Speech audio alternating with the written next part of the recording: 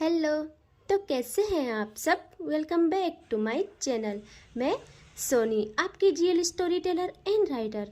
सो बिना किसी देरी के आते हैं सीधा स्टोरी पे। मैडनेस ऑफ लव का पार्ट 47। सीधे हम पिछले पार्ट से आगे देखेंगे। ओके, सीन दिखाते हैं हम। पायल से स्टार्ट होता है, जो कि अवनी के पीछे जा रही थी। तभी उससे रास्ते में मिलती है उसकी माँ। वो देखती है पायल के फेस पे वो दर्द, वो बेसुकूनी। पायल बिना किसी परवाह किए भाग रही थी। बस उसे ये तक नहीं दिखता कि उसकी माँ है, कि कौन है आगे। तभी उसकी माँ जल्दी से पायल का हाथ पकड़ती है और कहती, पायल पायल कहाँ जा रही है ऐसे, क्या हुआ है, और हिना कहाँ है, और तुमने उस लड़के को क्यों मारा। यहाँ पायल देखती है अपनी माँ को और कहती है, माँ प्लीज़ मुझे छोड़े, मेरी अवनी। वो बस इतना कहती है। तभी उसकी माँ कहती है कि क्या क्या हुआ अवनी को, अवनी कहाँ है, और तुम सब लोग कहाँ हो, वहाँ सब तुम्हारा वेट कर रहे हैं। तुमको पता भी है तुमने किससे मारा है। यहाँ पायल अब देखती है प्रॉपर अपनी माँ को और कहती है, माँ उसने हिना के साथ गलत करने की कोशिश की, उसे शराब पिलाई।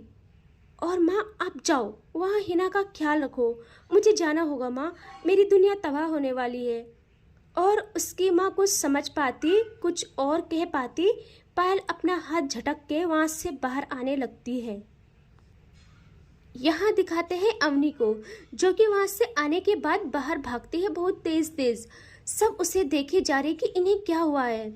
अवनी की आंखों के सामने वही सब लम्हे आने लगते हैं। पायल और हिना का किस, पायल हिना के ऊपर, ये सब। अवनी की हालत ऐसे कि कोई बता नहीं सकता कि उसके दिल में कितना तूफान उमड़ रहा है। यहाँ वो बेपरवाह बस भागती रहती है बाहर की तरफ। एंड जैसे ही वो बाहर आती है, यहाँ गार्ड्स देखते हैं अवनी को और वह कहते हैं, मैम अब कहाँ जा रही है। लेकिन मानो अवनी की पूरी दुनिया सुन पड़ गई हो। उसके सैंडल्स कहीं छूट जाते हैं, वो नंगे पाँव दौड़ती रहती है बस। यहाँ वो गार्ड जल्दी से सबको खबर करता है। तभी वहाँ पहुँच जाती है पायल मेन गेट की तरफ। पायल गार्ड्स को कहती है, अवनी अवनी कहाँ है, अवनी को देखा तुमने। वो कहता है, जी मैम वो बस इस तरफ गई है। यहाँ पायल बिना सेकंड गंवाए जाती है उस तरफ। एंड अब दिखाते हैं पायल की माँ को। जब पायल की माँ ने सुना था कि हिना के साथ वो गलत करने वाला था, तभी पायल ने उससे मारा, तो वो इतना दुखी होती है, उनको इतना गंदा फील होता है कि उन्होंने वादा किया था हिना का साथ देने की। अपनी बेटी माना था हिना को और उसे प्रोटेक्ट ही नहीं कर पाए। वो बिना सेकंड गंवाए जाती है उस रूम की तरफ जहाँ सब लोग थे। जोया की गोद में अंशी और उनके बगल सिया, और हिना तो सेंसलेस थी। यहाँ जल्दी से वो रूम के अंदर आती है और हिना के पास आकर उसके फेस पे मारती है, हल्का हल्का होता है ना उठाने वाला, लाइक देट, हाँ ऐसे, और कहती है, हिना उठो। यहाँ वो कहती है कि डॉक्टर को बुलाओ जल्दी कोई। सिया कहती है कि बुला लिया है आंटी। एंड अब सिया कहती है कि आंटी ये सब क्या हो रहा है। आंटी मुझे कुछ नहीं पता, मुझे ये भी नहीं पता पायल और हिना इस रूम में कैसे आए। यहाँ पायल की माँ कहती है कि वो लड़का जिसे पायल ने मारा था ना, वो हिना के साथ गलत करना चाह रहा था, तभी पायल ने उसे मारा और हिना को यहाँ ले आई शायद। जैसे ही पायल की माँ ने ऐसा बोला था, यहाँ सिया तो पूरी तरह गिल्ट में चली जाती है कि उसने पायल पे भरोसा क्यों नहीं किया। हमेशा पायल के लिए मरने मिटने के लिए तैयार रहती है, लेकिन जब सच में साथ निभाने की बारी आई तो मैंने ही उस पर भरोसा नहीं किया, उसे गलत समझा। और वो अपने कदम बढ़ाती है बाहर की ओर और दरवाजे पे प्रतीक और उसके पापा भी आ गए थे इन सबको ढूंढते ढूंढते। यहाँ सिया कहती है जोया को कि जोया अंशी का ख्याल रखना, मैं आती हूँ। और जोया भी हाँ में सर हिलाती है। यहाँ सिया चली जाती है बाहर की ओर पायल और अवनी को ढूंढने के लिए। यहाँ आते हैं हिना पे, जिसे डॉक्टर चेक करते हैं और वो कहते हैं कि सब ठीक है, बस डर की और अल्कोहल की वजह से थोड़ा सेंसलेस हुई है, जल्दी उठ जाएंगी। और वो वहाँ से चले जाते हैं। यहाँ पायल की माँ तो बस रोए जा रही थी और अब आते हैं प्रतीक के रिएक्शन पे। जैसे ही उसने सुना था कि उस लड़के ने हिना को छेड़ा, वो अपनी मुट्ठी भींच लेता है। उसे इतना गुस्सा आता है, वो कहता है कि पायल ने उसे मारा, मैं उसे जिंदा नहीं छोड़ूंगा। उसे बहुत गंदा लग रहा था कि मैंने इन सब बातों का ध्यान क्यों नहीं दिया, क्यों नहीं रखा इन सब बातों का ध्यान। यहाँ पायल के पापा पायल की माँ के शोल्डर पे हाथ रखते हैं और कहते हैं शांत हो जाओ, सब ठीक है, भगवान की कृपा से कुछ भी नहीं हुआ है, सब ठीक है, शांत रहो। यहाँ पायल की माँ कुछ सोचती है और आंसू साफ करते हुए कहती है, सुनो, तुम मेरी बात सुनो। वो कहते हैं हाँ बोलो। वो कहती है प्रतीक मेरे पास आओ। प्रतीक भी उनके पास आता है। यहाँ वो कहती है आप दोनों मुझे गलत मत समझना, लेकिन मेरे मन में कुछ ख्याल है, आप लोगों को बताना जरूरी है। आप लोगों को अच्छा लगे तो प्लीज़ मेरा साथ देना। यहाँ सब लोग उन पे कंफ्यूज होके देखते हैं कि क्या बोल रही है। यहाँ वो पकड़ती है अपने बेटे का हाथ और कहती है यहाँ बैठो, और वो उससे बैठ के एक कोने में बिठाती है और कहती है उसका फेस होल्ड करके, बेटा तो अपनी माँ की एक बात मानेगा। वो कहता है माँ हर बात मानी है मैंने आपकी, हमेशा।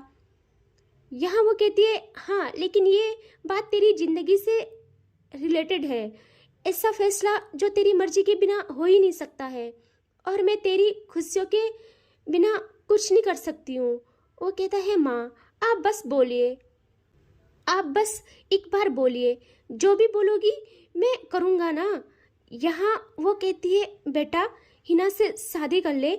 जैसे ही वो ऐसा कहती है सब शौक सिर्फ प्रतीक को छोड़ के। उसके दिल में हिना के लिए प्यार, इज्जत, केयर सब कुछ था। उसे तो ये सपना लग रहा था, उसके मुंह से शब्द ही नहीं निकलते।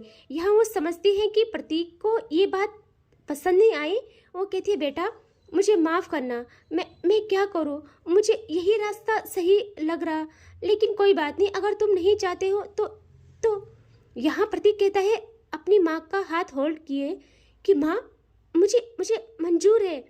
माँ मैं कब से ये बात आपको कहना चाहता था, लेकिन हिम्मत ही नहीं जुटा पाया। यहाँ जैसे ही उसकी माँ ये सुनती है उनकी खुशी का ठिकाना नहीं रहता।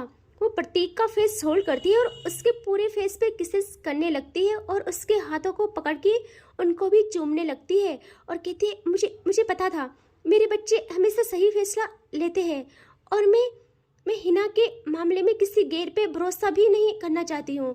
मुझे अपने बच्चे पे, अपने संस्कारों पे पूरा यकीन है। बेटा आप नहीं जानते मुझे कितनी खुशी हो रही है, गर्व होता है आप पे। लेकिन मुझसे वादा करो प्रतीक, तुम हमेशा रिस्पेक्ट दोगे हिना को, उसे सारी खुशियाँ दोगे जो वो डिजर्व करती है। यहाँ प्रतीक कहता है माँ इतना तो यकीन रख अपने बच्चे पे। वो कहती है हाँ है यकीन, पूरा यकीन है।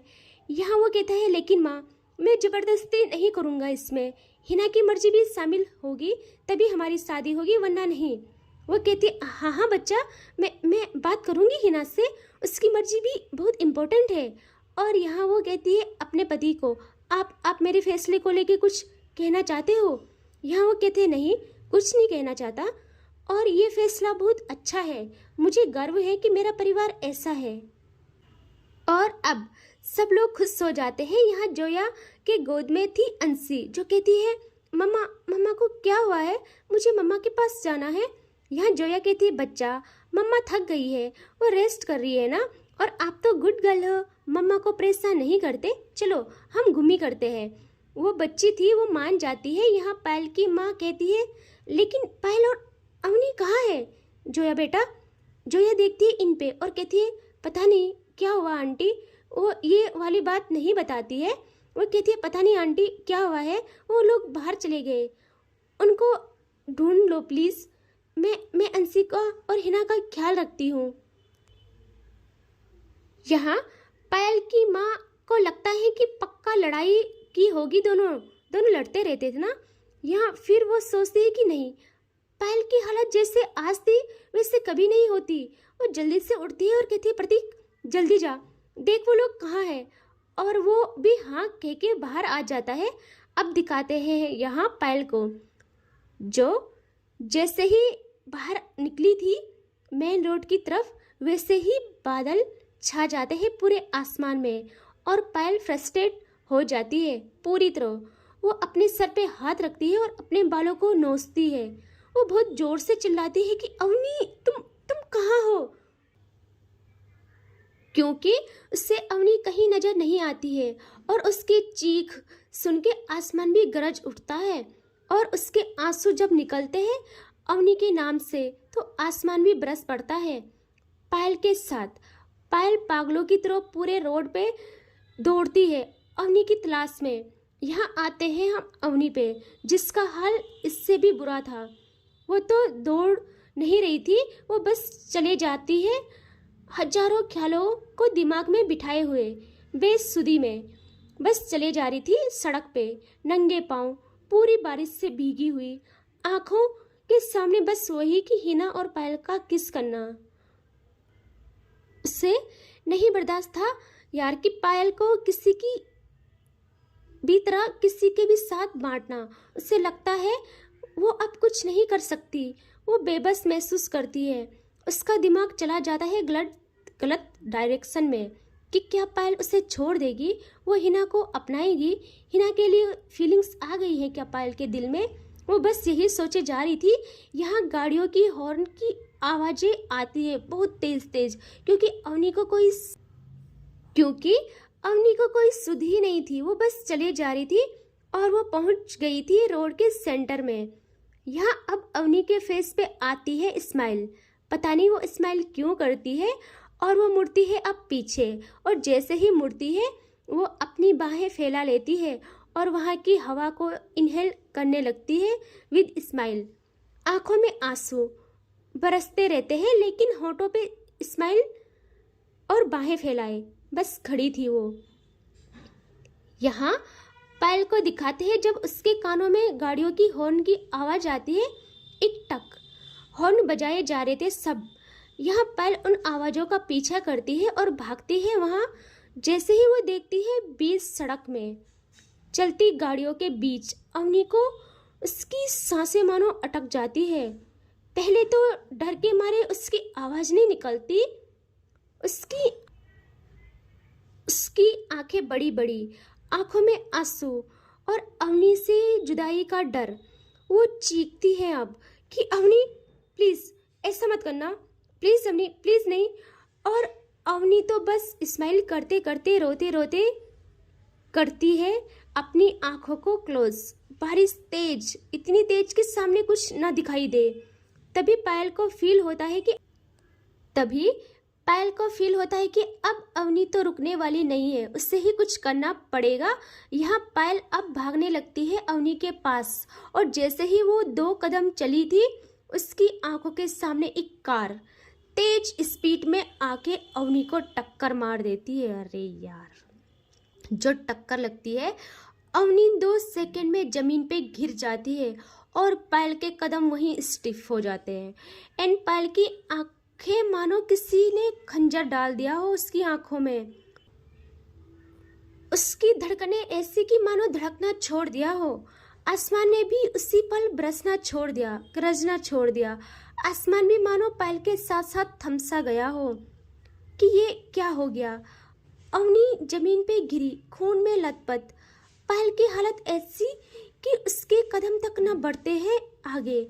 ऐसा नहीं कि भाग के जाए और अवनी को उठा ले गोदी में, लगा ले सीने से, लेकिन नहीं, उसकी दुनिया रुक गई थी। उसके दिमाग ने, उसके दिल ने काम करना छोड़ दिया था पूरी तरह। वो वहीं पे बस खड़ी देखती रहती है अवनी को जमीन पे पड़ी हुई। यहाँ भीड़ इकट्ठा हो जाती है, गाड़ियाँ सारी रुक जाती हैं और सिया को दिखाते हैं जो पायल के पीछे आई थी विद गार्ड्स। वो ये सब देख लेती है। उसकी हालत ऐसी कि मैं क्या एक्सप्लेन करूँ, लेकिन वो खुद को संभालती है। गार्ड्स के साथ पहले जाती है अवनी के पास और अवनी को खुद से उठाती है गोदी में और कार में बिठाती है और गार्ड्स को कहती है कि फास्ट, किसी भी हाल में अवनी को कुछ नहीं होना चाहिए, हॉस्पिटल जाओ फास्ट। यहाँ वो भी बिना सेकंड गंवाए जाते हैं अवनी को लेके हॉस्पिटल। यहाँ सिया मुड़ती है पीछे और देखती है पायल को, जो अब भी बस वहाँ खड़ी उसके पल के 1 सेकंड के लिए भी नहीं झपकी थी और आंसू सूख गए थे। वो बस वहाँ स्टिफ होके खड़ी थी। यहाँ सिया को कुछ ठीक नहीं लगता। सोचती है कि अवनी गिरी पूरी खून में लथपथ। पायल तो अवनी पे एक खरोच तक बर्दाश्त न करे, उसने इतना कैसे बर्दाश्त किया? और एक भी पल अवनी के पास नहीं आए, ऐसे कैसे हो सकता है? वो जल्दी से पायल के पास आती है और कहती है, पायल पायल चल हॉस्पिटल जल्दी। क्या हो गया है तुम्हें? तेरी अवनी का एक्सीडेंट हो गया है, पायल चल। यहाँ पायल अभी चुप थी, नजरें बस वहीं जहाँ अवनी गिरी थी। आंखें सूखी हुई, होंठ सूखे हुए, बस बदन के सारे कपड़े गीले बारिश की वजह से। यहाँ सिया को कुछ समझ नहीं आता है। वो पायल के शोल्डर पे हाथ रखती है दोनों और उसके सामने आके ऐसे हिलाते हैं ना, ऐसे करती है और कहती है, पायल पायल होश में आ, क्या हो गया है, बता तो दे। और ऐसे करते ही पायल धीरे धीरे अपनी आंखें क्लोज करती है और 2 सेकंड में गिर जाती है सिया के शोल्डर पे, सर टिका के। सिया के तो पैरों के नीचे से जमीन गायब, फुल्ली गायब। वो ऐसे ही धीरे धीरे नीचे बैठती है और पायल उसकी गोद में बेहोश पूरी तरह। और सिया पायल का फेस होल्ड किए उसको कहती है, पायल पायल उठ यार, प्लीज देख, ऐसा मत कर, तुझे मेरी कसम, तुझे तेरी अवनी की कसम, प्लीज मुझे डर लग रहा है, प्लीज प्लीज उठ। बट स्टिल कोई रिस्पॉन्स नहीं। यहाँ अब सिया खुद को संभालती है और चिल्लाती है। कुछ गार्ड्स वहीं थे, वो कहते हैं, कार निकालो जल्दी। और वो भी निकालते हैं कार और पायल को उठा के कार में बिठाते हैं। और अब इतनी स्पीड से कार चलाते हैं कि कुछ टाइम बाद ये भी पहुंच जाते हैं हॉस्पिटल जहां अवनी थी। एक रूम में अवनी का ऑपरेशन चल रहा था और दूसरे रूम में पायल थी। सिया तो सिर्फ चक्कर मार रही थी रूम के बाहर। सबको खबर हो गई थी। कुछ टाइम बाद वहाँ भागता हुआ रोता हुआ प्रतीक पहुंच जाता है अपने माँ पापा के साथ।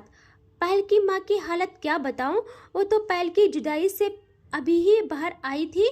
अभी वो कैसे खुद को संभाल पाती। उनके आंसू ऐसे कि किसी का भी सीना चीर दे। यहाँ घर में जोया अंशी और हिना को संभाल रही थी। 4 घंटे बीत गए थे। सुबह 4:30 का टाइम हो गया। ऑपरेशन रूम की लाइट ऑफ होती है। डॉक्टर बाहर निकलते हैं। यहाँ सिया जल्दी से जाती है और कहती है, डॉक्टर सब ठीक है ना? यहाँ डॉक्टर कहते हैं, देखिए वो बच गई है। लेकिन यहाँ सिया कहती है, लेकिन क्या? वो कहते हैं, उनकी कंडीशन कितनी ठीक है ये होश में आने के बाद ही पता चलेगी और हमें नहीं पता उनको होश कब तक आएगा। यहाँ सिया गुस्से में उसका कॉलर ग्रैब करती है और कहती है, क्या क्या मतलब? तुम्हें नहीं पता? तुम्हें नहीं पता तो किससे पता होगा? यहाँ वो कहते हैं, देखिए अभी हम नहीं कह सकते हैं, जैसे ही उनको होश आए हम बात बता देंगे आपको। और वो वहाँ से चले जाते हैं। तभी पायल वाले रूम से चिल्लाने की आवाज़ आती है। डॉक्टर सब लोग वहाँ भागते हैं कि क्या हुआ है। यहाँ जैसे ही अंदर जाते हैं देखते हैं सामने नर्स, सब लोग डरे हुए, पायल के हाथों में सीजर। वो कहती है, मेरे पास मत आना, मैं मार दूंगी सबको। और ये लाइट क्यों ऑन की है? कोई तो बंद करो इसे प्लीज प्लीज। और ये गाड़ियाँ, ये देखो इतनी सारी गाड़ियाँ। देखो अवनी नहीं, वहाँ नहीं जाना, बिल्कुल मत जाना, वहाँ बहुत सारी गाड़ियाँ है भाई, बहुत सारी। प्लीज प्लीज प्लीज इस हॉर्न की आवाज़ को बंद करो। वो अपना सर पकड़ती है क्योंकि उसका सर फटा जा रहा था। वो बहुत जोरों से पकड़ती है और सब कुछ घूमने लगता है और वो चिल्लाती है बस कि अवनी नहीं। वो बस ऐसे चिल्लाई जा रही थी, अवनी नहीं। लेकिन अभी ऐसा उसे कि खुद पता नहीं कि अवनी कौन है, बस वो नाम लिए जा रही थी। और अगेन वो बेहोश हो जाती है। यार उसकी हालत ऐसी ना कि जो भी देखे ना वो उसका सीना बाहर आ जाए ऐसा। यहाँ सब लोग हैरान होके वो सब वहाँ खड़े होते हैं और देखते हैं डॉक्टर को और कहते हैं, ये क्या है? तभी डॉक्टर कहते हैं, देखिए इनके दिमाग पे असर पड़ा है, या ये मान लो ये पागल हो चुकी है। इनको संभालना बहुत मुश्किल है। और आपको बता, ये एक ही पल में रुक गई है, उसी पल में ये रुक गई है। और इनको वही ठीक कर सकती है जिनका ये नाम ले रही है। और अगर इनके साथ कुछ भी ऐसा ज़बरदस्ती वगैरह कुछ भी किया या इनको परेशान किया तो हम नहीं बता सकते कि कब तक सही होगा। ये एक ही मोमेंट पे अटक गई है। यार ये सुनते ही ना सब लोग, मतलब उनकी दुनिया भी रुक जाती है यार पायल को देख के। किसी को समझ नहीं आता कि वो क्या बोले, क्या रिएक्ट करे। एंड इनका रिएक्शन ना मैं एक्सप्लेन नहीं कर सकती क्या था। एंड पायल देख रहे हो कितना प्यार करती है। इसीलिए कहते हैं प्यार में पागल कैसे हो जाते हैं, देखो ऐसे हो जाते हैं, लाइक दैट। ठीक है, एंड इससे आगे देखेंगे नेक्स्ट पार्ट में। ख्याल रखिएगा, take care, bye bye. Thank you so much मुझे सपोर्ट करने के लिए एंड 2K के लिए। ठीक है, थैंक यू सो मच।